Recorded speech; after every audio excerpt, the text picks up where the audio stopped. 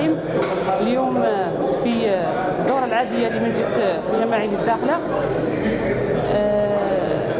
نحن كمعارضة سجلنا مجموعة من نقط الملاحظات، ولكن أنا أتصور أن أهم نقطة التي أشرنا لها هي النقطة المتعلقة ببرمجة واقع وآفاق تدبير قطاع الصحة بالجهة،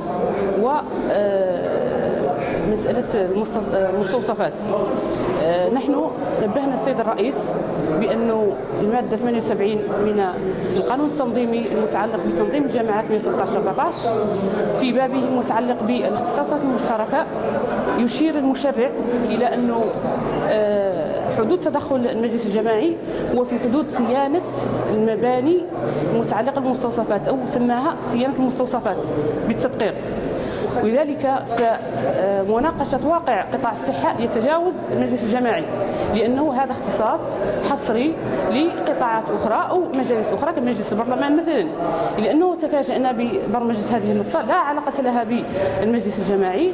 ومع أننا نتقاسم أنه مجموعة من الإشكاليات التي يعاني منها قطاع الصحة على مستوى الجهة، وإن كان نحن كحزب العدالة والتنمية بالخصوص قد سبق لنا أن ناقشنا هذا الموضوع من خلال الفريق البرلماني، وكان لنا الفضل بعد الله تبارك وتعالى وللحكومة في أن ساهمت في تحسين قطاع الصحة من خلال إيفاد مجموعة من الدكاترة الاختصاصيين الذي اليوم يصل العدد ديالهم ل 37 طبيب بمن فيهم الاختصاصيين.